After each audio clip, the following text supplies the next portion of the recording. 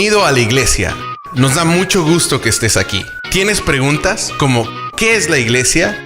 La iglesia no es un edificio. La iglesia son las personas. Personas que amamos a Dios y amamos a los demás. Creemos que la Biblia es la palabra de Dios y confiamos en sus promesas. Y compartimos la buena noticia de que Jesús vivió, Jesús murió y Jesús vive de nuevo. Jesús vive dentro de nosotros. Queremos que seas parte de su familia. ¿Y quiénes somos nosotros? Nosotros somos esa iglesia. Pecadores, salvados por amor, con fallas pero perdonados, rotos pero restaurados, imperfectos pero amados perfectamente por un Dios perfecto.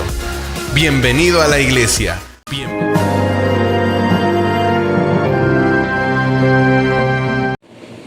Hola hermanos, estamos muy gozosos de que te encuentres conectado de nuevo con nosotros.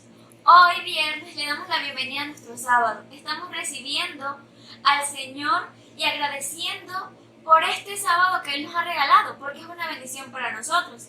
Te quiero regalar un versículo que se encuentra en Salmo 139, 23, que dice: Examíname, oh Dios, y conoce mi corazón. Pruébame y reconoce mis pensamientos.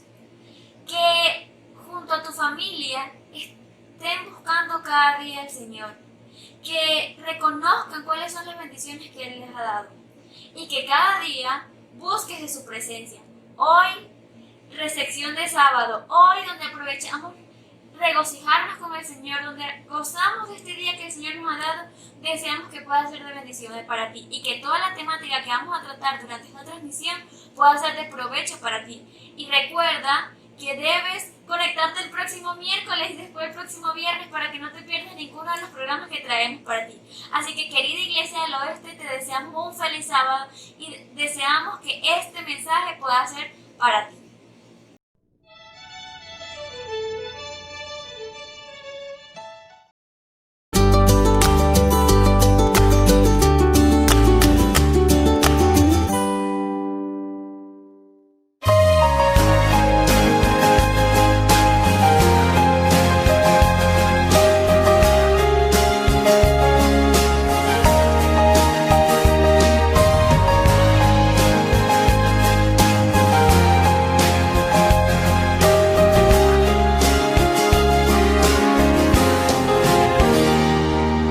Levantaré mis manos al cielo y cantaré alabanzas de alegría. El día del Señor ha llegado, el sábado que todos esperamos. Aleluya, aleluya, aleluya. Aleluya, aleluya, aleluya, aleluya, aleluya. El sábado es eterno y sagrado. Deja todas tus cargas a un lado. ¿Por qué te afanas tanto en la vida? Él suplirá lo que tú necesitas. Aleluya, aleluya, aleluya, aleluya, aleluya, aleluya, aleluya.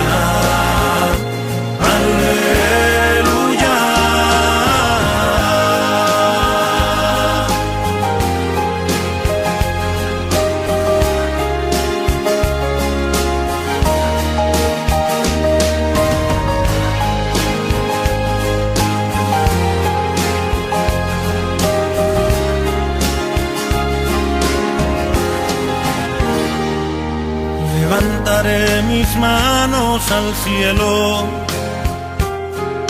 y cantaré alabanzas de alegría. El día del Señor ha llegado,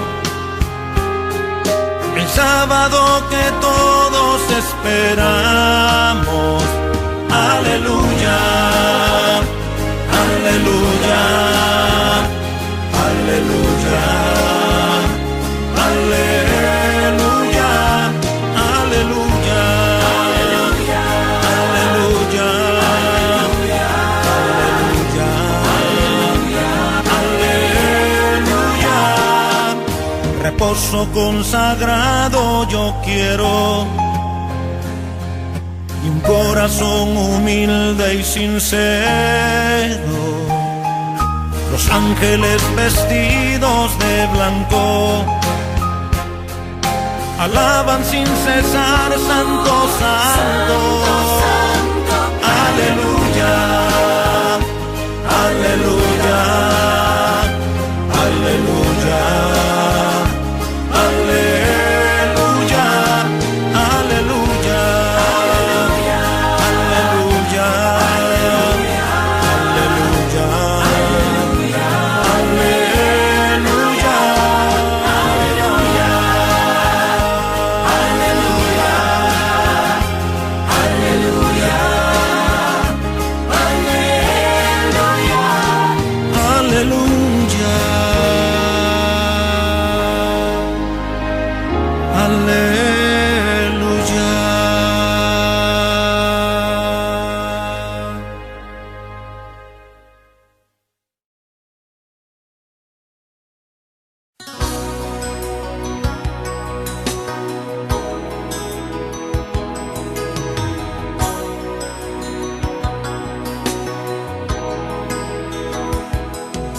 Hoy me acerco a tu trono, mi Señor. Quiero entrar en el santuario celestial, donde está mi abogado intercesor, Jesucristo, quien ministra allí por mí. Que mi oración ascienda ante tu altar, como incienso agradable a ti, Señor. Que mi vida entera tú puedas cambiar,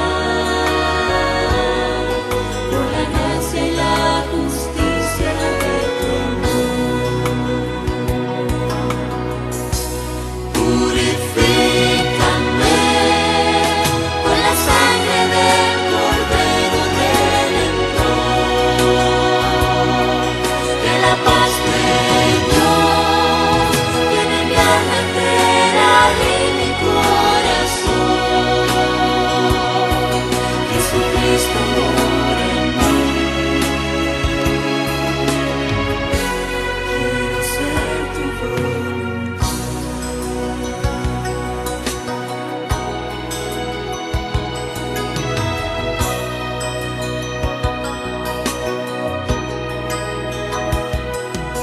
En el juicio ante el trono celestial,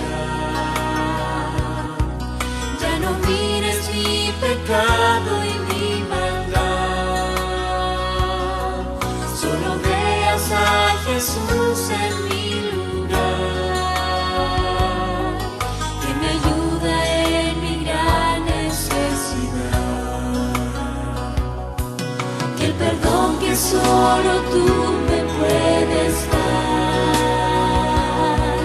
que me acepta y me ama como soy, me transforme por la gracia de Jesús, y tu ley en mi vivir pueda grabar. Purifícame con la sangre del Cordero Redentor. Que la paz de Dios llene mi alma entera y mi corazón. Jesucristo mora en mí. Quiero ser tu voluntad.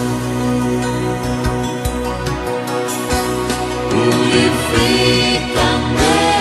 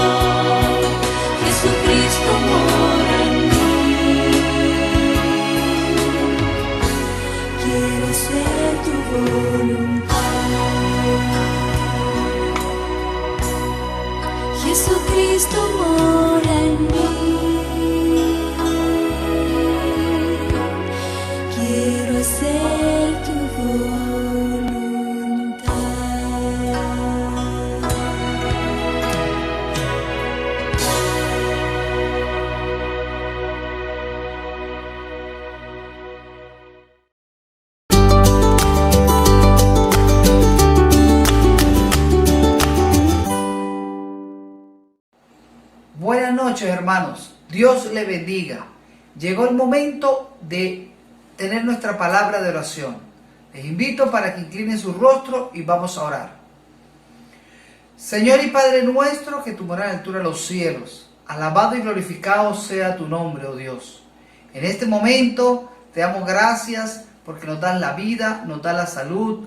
Gracias, Señor, porque has provisto todo lo necesario para nosotros hasta este momento. De manera especial, oh Dios, te pedimos por tu iglesia, que tú la dirijas, Señor. A cada uno de nuestros hermanos que se encuentran en sus hogares, para que a través del mensaje de esta noche podamos estar más cerca de ti. Bendíceles a ellos, Señor. Tú sabes cuáles son las circunstancias en las cuales todos estamos pasando, oh Dios. Te pedimos, Señor, para que tú les animes en la fe y sobre todo que cada día podamos estar más cerca de ti a través del estudio de tu palabra. De manera especial, oh Dios, te pedimos por la situación de todo el mundo, por las personas que han sido contagiados por esta pandemia, para que tú seas con sus familiares y también por aquellas personas que están luchando entre la vida y la muerte, para que tú, oh Dios, pongas tu mano sanadora sobre ellos. Quédate con nosotros y gracias porque permites que a través de este medio podamos estar en comunión los unos con los otros. En el nombre de Jesús, amén.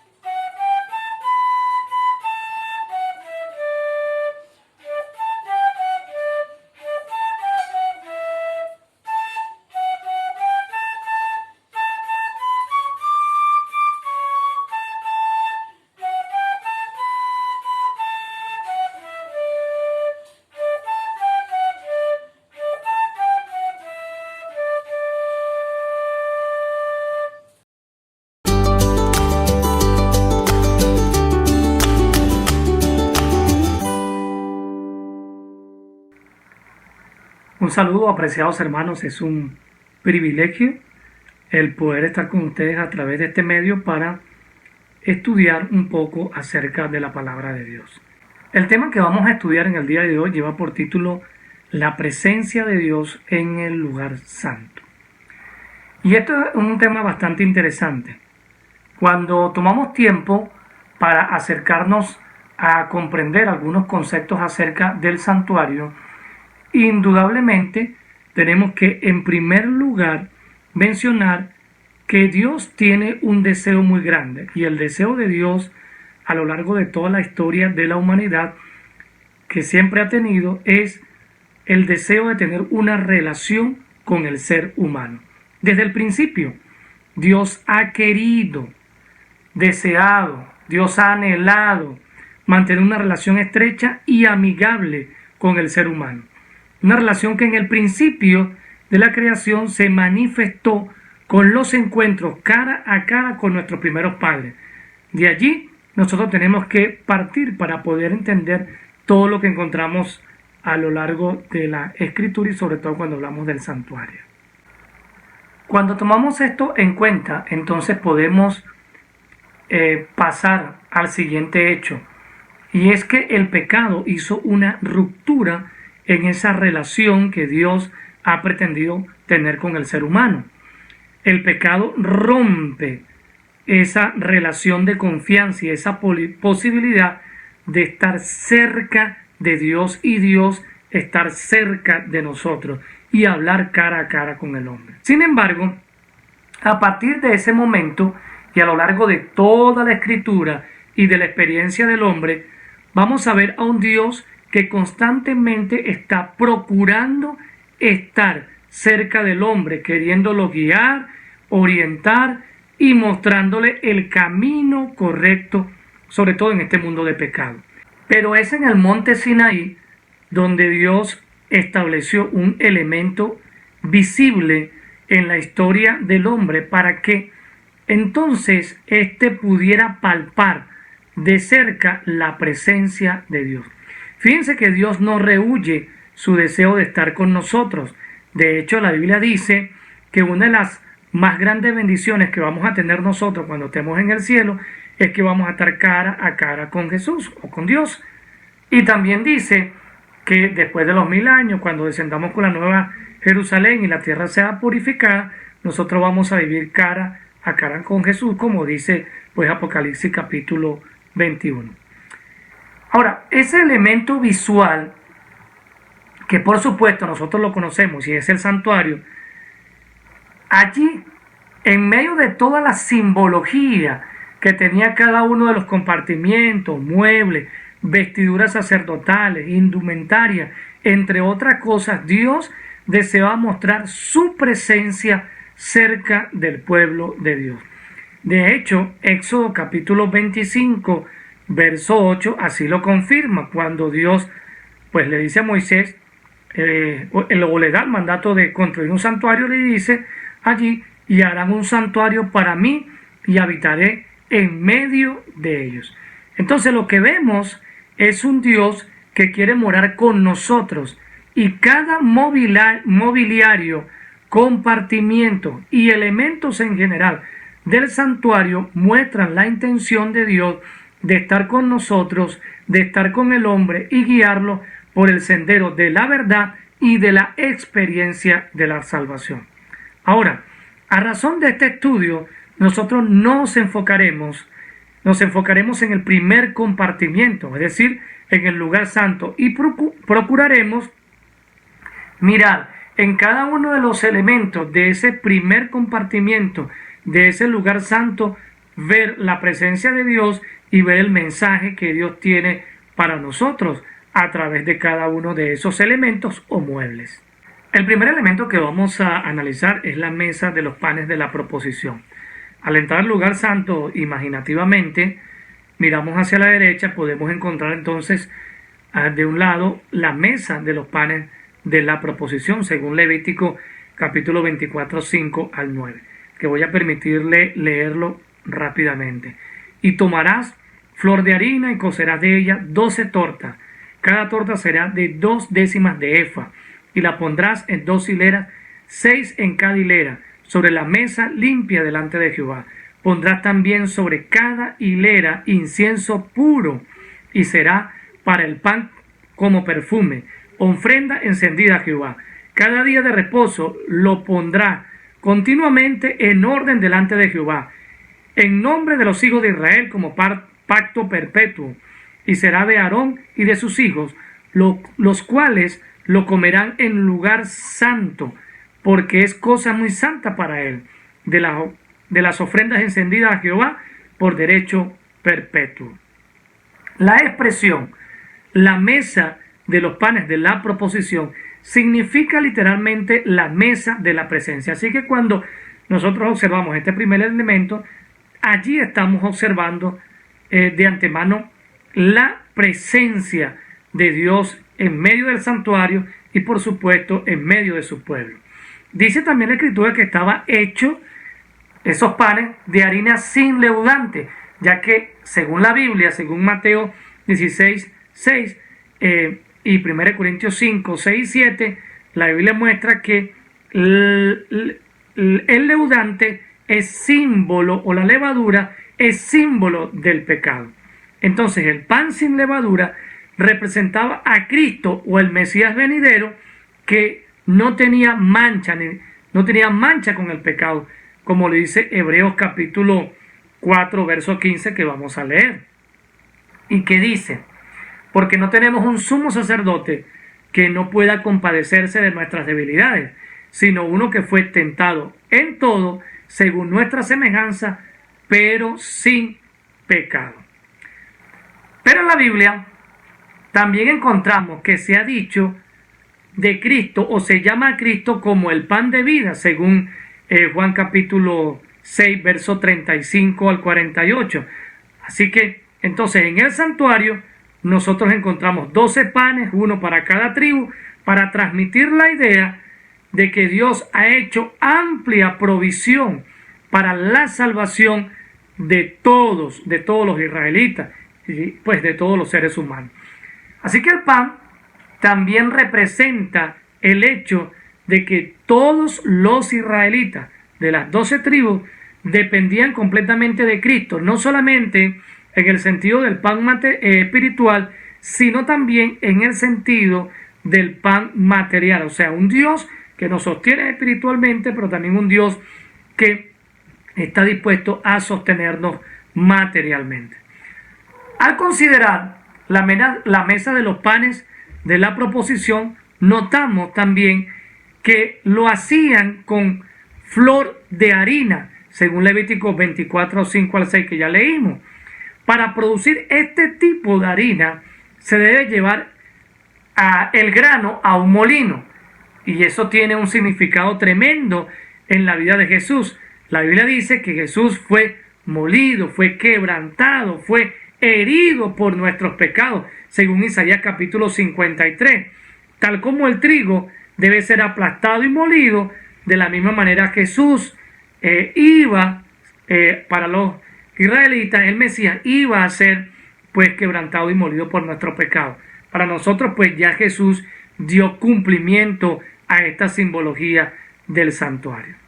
Al iniciar este estudio mencionábamos el deseo grande de Dios de estar muy cerca de los seres humanos.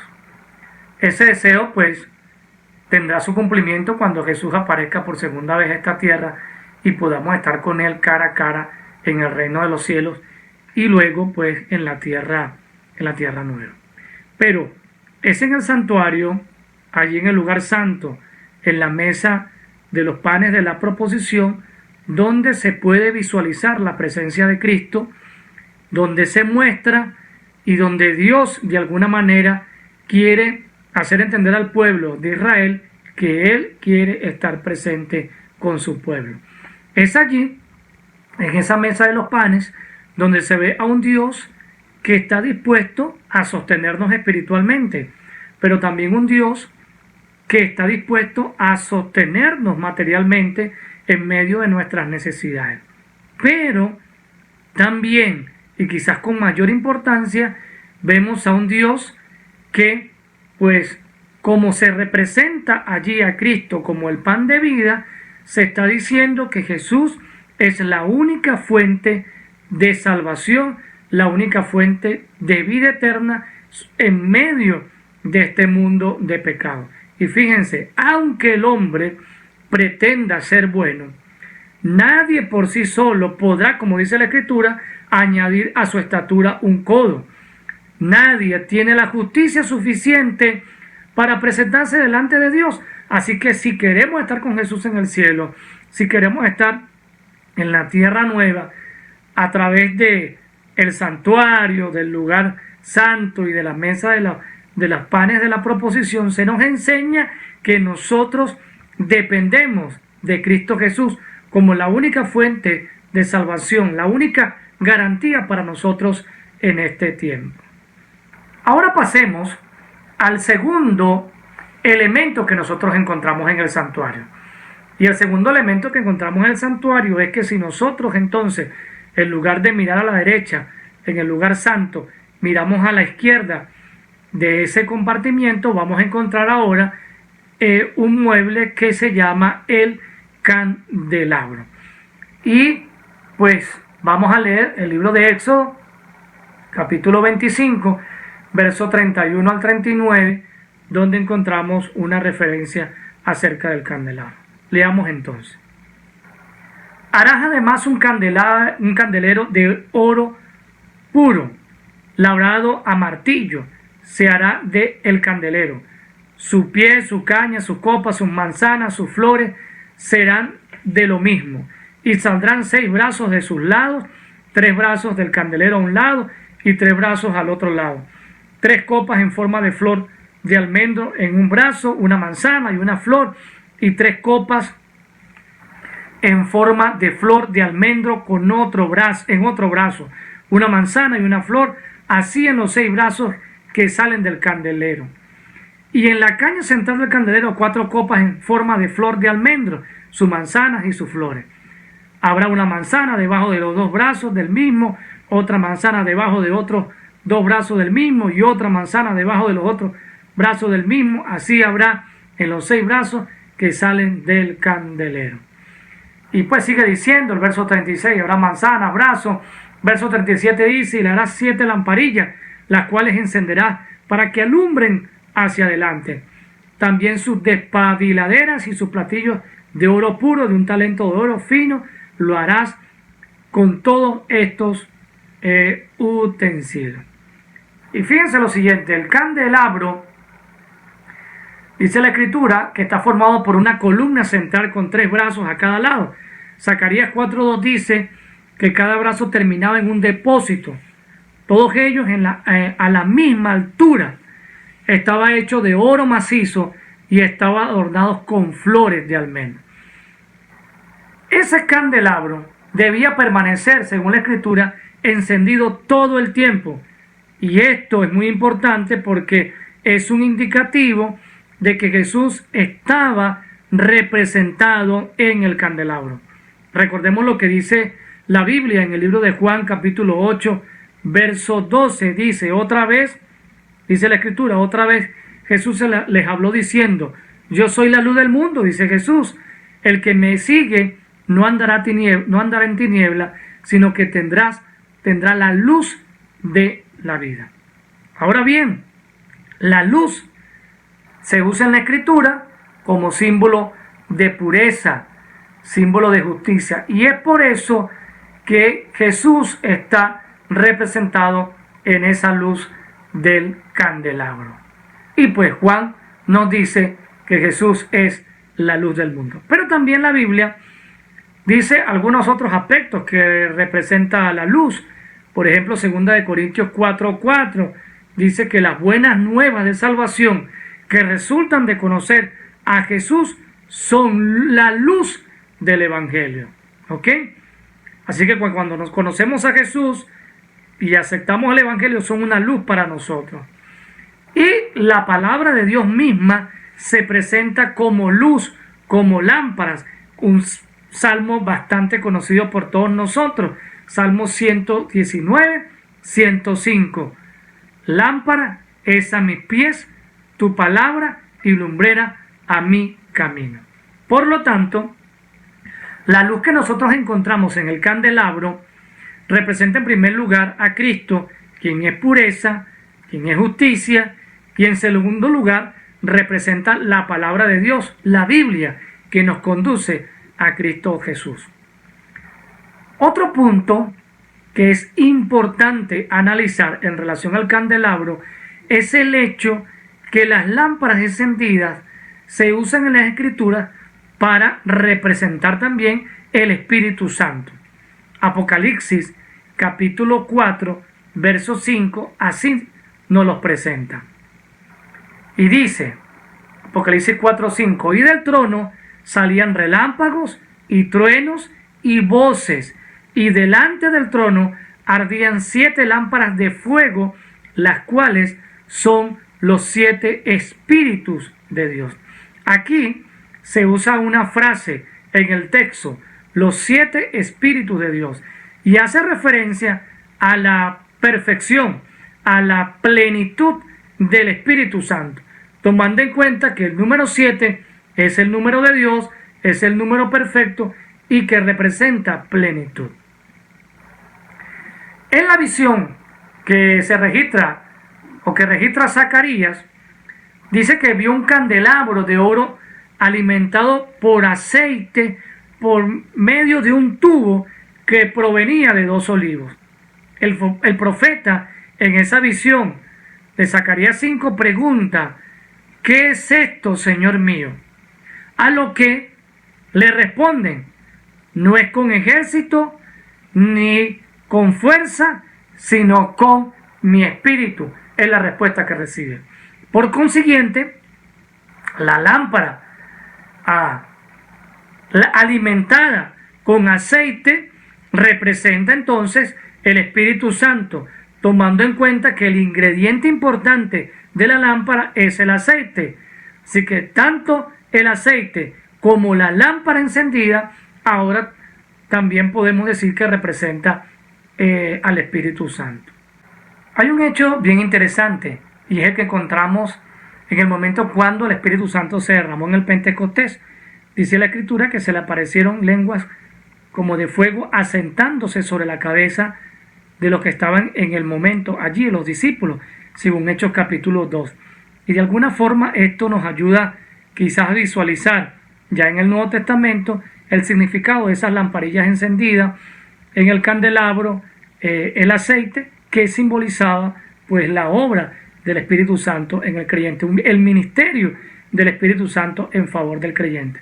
Un ministerio que el Espíritu Santo puede realizar en la medida de que todos nosotros, todos los creyentes, podamos cimentar nuestra vida espiritual en la palabra de Dios. El Espíritu Santo nos va a poder utilizar con poder cuando nosotros vayamos a la palabra de Dios, estudiemos la palabra de Dios y la comprendamos a la luz del Espíritu Santo.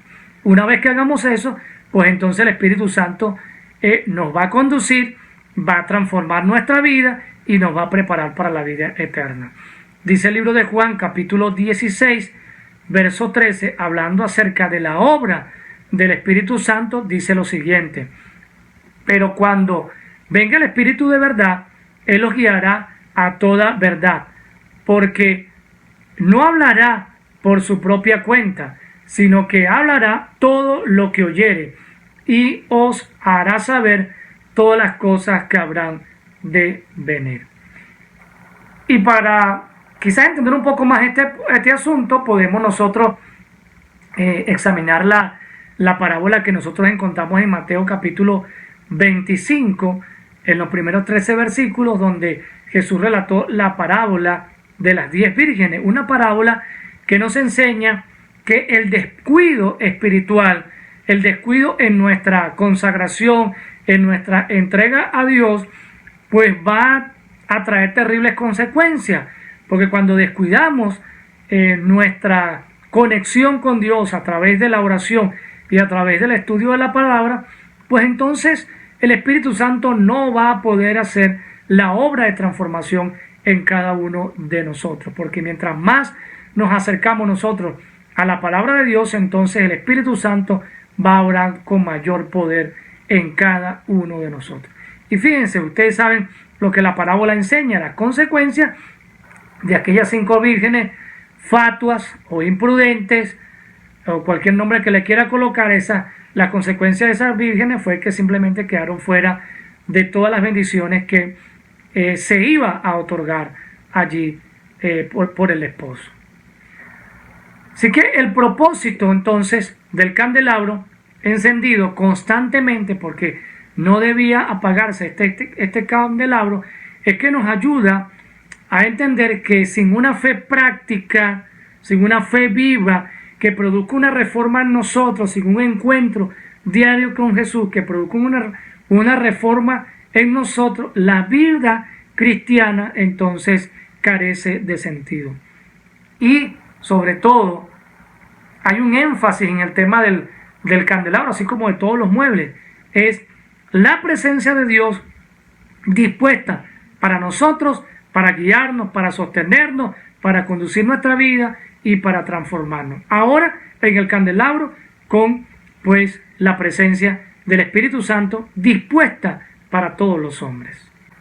El tercer elemento que debemos analizar en este compartimiento del lugar santo tiene que ver con el altar del incienso. Así que al mirar al frente en este compartimiento nos vamos a encontrar con este altar llamado altar del incienso. Éxodo capítulo 30, verso 1 al 10, refiere lo siguiente en relación a este mueble del santuario. Y lo pondrás delante del velo que está junto al altar, el arca del testimonio, delante del propiciatorio que está sobre el testimonio, donde me encontraré contigo. Y Aarón quemará incienso aromático sobre él cada mañana. Cuando aliste las lámparas, lo quemará. Y cuando Aarón encienda las lámparas al anochecer, quemará el incienso, rito perpetuo delante de Jehová por vuestras generaciones. No ofreceréis sobre él incienso extraño, ni holocausto, ni ofrenda, ni tampoco derramaréis sobre él libación. Y sobre sus cuernos hará Aarón expiación una vez al año con la sangre del sacrificio por el pecado para expiación. Una vez en el año hará expiación sobre él por vuestras generaciones y será muy santo a Jehová. El altar del incienso estaba bien cerca del arca del pacto. De hecho, lo que los dividía era lo que nosotros conocemos como el velo, que estaba entre los dos compartimientos o dividía los dos compartimientos. Y es interesante lo que muestra lo que hoy dice la Escritura en relación al altar del incienso. En un incensario de oro, dice la Biblia, se debían colocar carbones encendidos, extraídos del altar de los sacrificios, y se los ponía sobre el altar del incienso. Entonces se esparcía el incienso sobre los carbones encendidos, y esto se hacía cada mañana. El altar del incienso y de los sacrificios, y el altar de los sacrificios, presenta algunas semejanzas. Una de ellas tiene que ver con el hecho de que tanto el altar de los sacrificios como el altar del incienso tenían cuernos en sus esquinas. Eso lo podemos ver allí en Éxodo 27:2 y capítulo 30, verso 3. Ahora, los cuernos, según Zacarías, en el capítulo 1, los cuernos representan poderes de conquista. Así que entonces, cuando nosotros le encontramos una simbología, una representación a esto, llegamos a la conclusión que el altar de los sacrificios es el lugar donde se podía encontrar permanentemente expiación por los pecados. Y el altar del incienso era el lugar donde se podía encontrar permanentemente auxilio por medio de la oración intercesora. Una referencia a este punto lo encontramos en el libro de Apocalipsis, el capítulo número 5, el verso número 8, donde habla que subían las oraciones de los santos. Ahora, simbólicamente, Dios estaba a través de este mueble del santuario indicando que la limpieza, y esto es muy importante, que la limpieza del pecado estaba disponible para todo aquel que se acercaba por fe delante de Dios a través del santuario. Esto me hace recordar lo que el apóstol Pablo, o la invitación que el apóstol Pablo nos hace en Hebreos capítulo 4, verso 16, donde el apóstol dice: acerquémonos pues confiadamente al trono de la gracia para alcanzar misericordia y hallar gracia para el oportuno socorro. Y aquí nosotros podemos reflexionar en algo bien interesante con todo lo que hemos dicho en relación a este mueble del altar del incienso. Allí, en el altar del incienso, las oraciones, el clamor del pueblo y la disposición de Dios para atender al penitente o al pecador están presentes. Un Dios que está dispuesto a escuchar la oración de aquel que está confesando su pecado, está dispuesto no solamente a escuchar, sino también a ofrecer pues el perdón que necesita. Y hay otro asunto bien marcado que nosotros podemos reflexionar o aprender en relación a lo que tiene que ver con no solamente el altar del incienso, sino la manera como podemos unir los tres muebles que encontramos allí en el lugar santo y cómo ver el proceso de salvación o el plan de salvación para la raza humana. Fíjense, cuando nos acercamos a la mesa de los panes de la proposición, allí está la presencia de Cristo, está también su palabra. Conocemos a Jesús a través de su palabra. Así que esa palabra ilumina nuestra mente y nos hace ver nuestra condición y la necesidad de un cambio. Y es un proceso que se genera en la vida de toda persona que se acerca a Dios, que se acerca a Jesús y que quiere conocerlo. Nos acercamos a Dios, conocemos su voluntad a través de la palabra. Pero tenemos otro mueble, que es el candelabro. Y el candelabro, aunque también representa a Cristo, también representa en mayor medida la obra del Espíritu Santo. Así que nosotros necesitamos la obra del Espíritu Santo en nosotros para poder entonces entender su palabra, ver la voluntad de Dios en su palabra, darnos cuenta de nuestra condición, porque el Espíritu Santo es el que nos convence de pecado, de justicia y de juicio. El Espíritu Santo es el que intercede por nosotros, es el que habla en nuestra mente, nos ayuda a ver nuestra condición, nos ayuda a entender que hemos pecado. Y una vez que se ha realizado este proceso, que lo vemos en la mesa de los panes, lo vemos en el candelabro, o sea, la obra de la palabra y del Espíritu Santo, y que vemos nuestra condición, entonces, ¿de qué necesitamos? Necesitamos ir a Dios, o sea, acercarnos a Dios, que lo encontramos allí simbolizado en el altar del incienso, que representan las oraciones. Nos acercamos a Dios con nuestras oraciones, pidiendo a Dios que nos limpie, que nos transforme, que nos cambie, que nos perdone y que nos dé el poder para poder vencer el pecado. Y allí, entonces, en el altar del incienso simbolizado también está no solamente el hecho de que Dios escucha nuestras oraciones, sino también la disposición de Dios de perdonarnos y de seguir obrando nosotros a través del Espíritu Santo para que se elabore en cada uno de nosotros la transformación que es debida para alcanzar la salvación y la vida eterna. Finalmente, quiero mencionar algo, apreciados hermanos, y es el hecho de que lo que dividía el lugar santo del lugar santísimo era lo que conocemos nosotros como el velo, que había allí entre los dos compartimientos y que separaba la obra del sacerdote que se hacía en el lugar santo de la que se hacía en el lugar santísimo.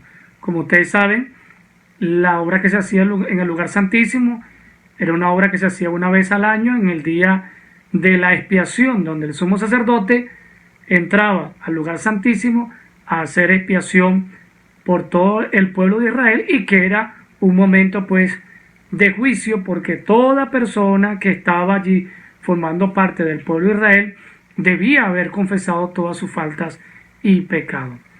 Cuando Cristo muere en la cruz del Calvario por todos nosotros, la Biblia dice que el velo del templo se rasgó, indicando así que el pecador ahora se puede acercar libremente a Dios y no necesita depender de la obra de un sacerdote terrenal, porque ya el tiempo de uso del santuario pues se ha cumplido, porque todo el simbolismo del santuario se cumplía pues en la muerte que realizó Jesús en la cruz del Calvario. Por eso el libro de Hebreos, el capítulo número 10, el verso número 20, dice lo siguiente: por el camino nuevo y vivo que Él nos abrió a través del velo, esto es, en su carne. Así que el camino para la salvación, una vez que Jesús ha muerto en la cruz, es a través de Jesús. Ya podemos acercarnos con toda libertad al trono de la gracia, con la seguridad que vamos a encontrar allí salvación y gracia en el momento indicado. Apreciados hermanos, hemos llegado pues al final de nuestro estudio en este día. Como hemos dicho desde el principio, Dios ha hecho para nosotros provisión para nuestra salvación y para la vida eterna. Dios desea morar con nosotros y solo está limitado por nuestra condición de pecado, por nuestra condición pecaminosa. Pero cuando Jesús aparezca por segunda vez a esta tierra, sin relación ya con el pecado, Jesús vendrá a buscar a su iglesia para llevarla al reino de los cielos y entonces cumplir el deseo de Dios de estar cara a cara con sus criaturas. Ese es el deseo de Dios y debiera ser el deseo nuestro, de estar muy pronto cuando Jesús venga por segunda vez, estar cara a cara con Jesús en el cielo y luego en la tierra nueva. Por eso, mi apreciado hermano y amigo, quiero invitarte a que consagres tu vida al Señor, a que aparte tu tiempo para encontrarte con Dios, recordando que Dios debe ser lo primero, lo último y lo mejor en tu vida y en mi vida. Que Dios te bendiga, que Dios te guarde y que la gracia de Dios siempre te acompañe. Le damos gracias a nuestro Señor Jesucristo por habernos permitido escuchar tan maravilloso mensaje. Y en respuesta, en este momento les invitamos a orar. Padre nuestro que estás en el cielo, santificado y glorificado sea tu nombre. Te damos gracias, Señor, por habernos permitido escuchar el tema del santuario. Ayúdanos a cada día a entender el plan de salvación que tú diseñaste en favor de la humanidad, Señor, y a aceptar esa salvación como nuestra. Bendícenos siempre y te pido que tu Santo Espíritu pueda ser derramado sobre cada uno de nosotros. Todo esto te lo pedimos en el nombre de tu Hijo amado Cristo Jesús. Amén.